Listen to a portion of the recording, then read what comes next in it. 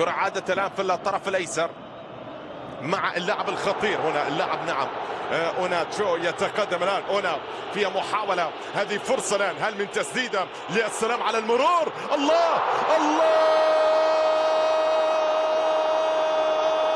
هل يعودون فريق النسور مع هذه اللقطة؟ رشيد الله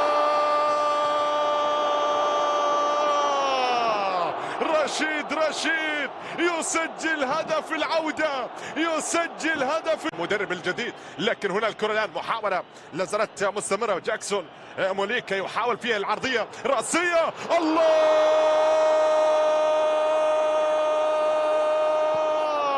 الآن لاحظ الكرة الآن ملعوبة، هل من رأسية؟ لكن هنا الهدف نعم، هنا الهدف يسجل عن طريق اللاعب البديل، اللاعب في العودة وعن طريق اللاعب